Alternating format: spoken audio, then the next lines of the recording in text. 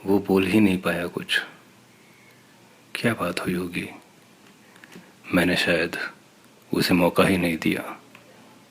कितना कुछ था उसके पास कहने को। अगर मैं सुन लेता तो आज हमारे बीच बैठा होता यहीं पे, साथ में हम।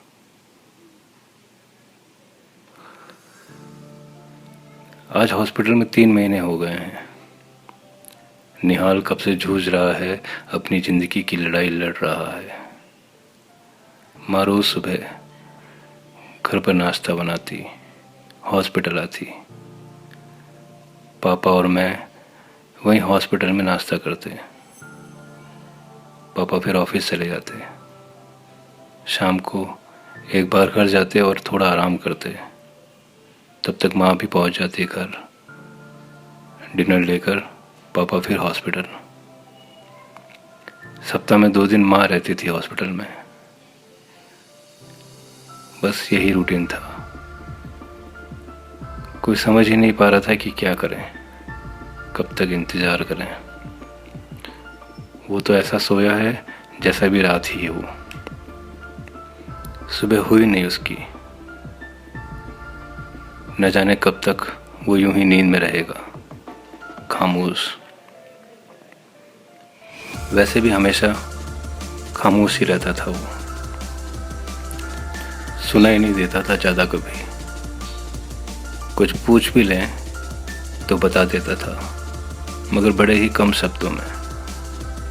शब्द बहुत कम थे उसके पास, मगर भावनाओं से भरा हुआ था वो। आंखों में हमेशा ऐसा ही लगता था जैसे कुछ कहना चाह रहा है। बहुत कुछ है उसके पास कहने को, मगर कुछ बात करते तो खामोश। लास्ट ईयर नए साल की डायरी मिली थी पापा को कंपनी की तरफ से। बड़ा ही सुंदर सा कवर था उस पर। कृष्ण का वो गीता उपदेश देने वाला स्वरूप। निहाल का उसने मन मोह लिया था पहली नज़र में। पापा, मैं ये डायरी ले लूँ? अटकते हुए शब्दों में उसने अपने पापा से कहा। उसकी आंखें उस डायरी की तरफ ही थी। पापा ने उसका मुंह उस डायरी की तरफ देखते हुए उसे मना नहीं कर पाए। वो अक्सर उसमें कुछ न कुछ लिखते हुए दिखता था, और फिर अपनी अलमारी के लॉकर में रख देता था उसको। कभी किसी को छूने तक नहीं दिया उसने अपनी डायरी को।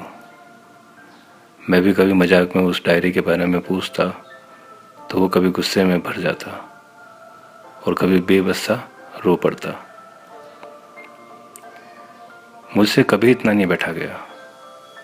मैं तो बस कॉलेज, दोस्त, यार, भागना दौड़ना, क्रिकेट, मूवीज़, पार्टीज़। लेकिन वो अलग था, सबसे अलग। चुप ही रहता था ज़्यादातर। लेकिन उस दिन अगर वो कह देता मुझे, तो मैं ही छोड़ आता ना उसे स्कूल तक।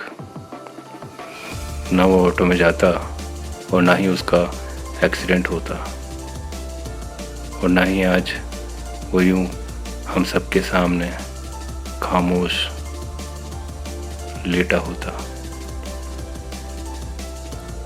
मगर आज मैं उसकी डायरी लेकर बैठा हूँ। उसकी वही डायरी मुझसे बातें कर रही है। निहाल की बातें, उसके हर दिन की बात। कब उसको क्या अच्छा लगा, कब उसका दिल टूटा, कब उसे खुशी हुई, कब उसका दिल रोया। किसी पेज पर कोई गुलाब की पत्तियां थी, वो गुलाब जो वो किसी को दे ना सका। कुछ अक्षरों की स्याही आंखों की बूंदों से फैली हुई थी। कुछ शब्द जिनमें गहरी गहरी राज छुपे थे। हमारी टीम की फोटो भी मौजूद थी उसमें। अखबार की कटिंग, जब टूर्नामेंट जीता था हमने। मुझे अच्छे से याद है कि उस दिन जब हम घर लौटे थे तो उसने कुछ भी नहीं कहा था। मगर यहाँ कांग्रेस भैया लिखा हुआ है। इसी तरह वो सारे पल, वो सारी बातें आज सुन रहा हूँ मैं तुमसे, और ऐसा लग रहा है जैसे वो उसके खामोश लब सब कुछ कह रहे हैं। कुछ शिकायत भी थी उसे, जो उसने कही थी अपनी डायरी से। बहुत गुस्से में लग रहा था वो इन शब्दों से। पापा, आप एक बार पूछ तो लेते। मैंने अपनी झुकी आंखों से सर ना में हिला दिया तो क्या हुआ? आप मुझे एक बार और पूछ लेते। कितना कुछ कहना था मुझे, कोई बात थी जो समझ नहीं आ रही थी मुझे। पापा, वक्त लगता है मुझे, भैया की तरह मैं एकदम नहीं बोल पाता हूँ।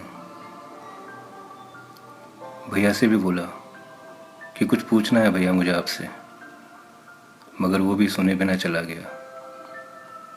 मूवी का टाइम हो रहा है, दोस्त इंतज़ार कर रहे थे, और माँ ने तो बस इतना ही कहा कि क्या क्या सोचता रहता है, और मेरे हाथ में पराठे की थाली दे दी।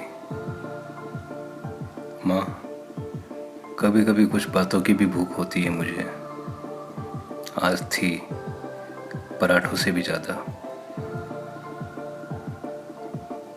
हम सिर्फ खामोशी ही देख पाए उसकी बातें नहीं समझ पाए, उसकी खामोशी के आगे की बातें।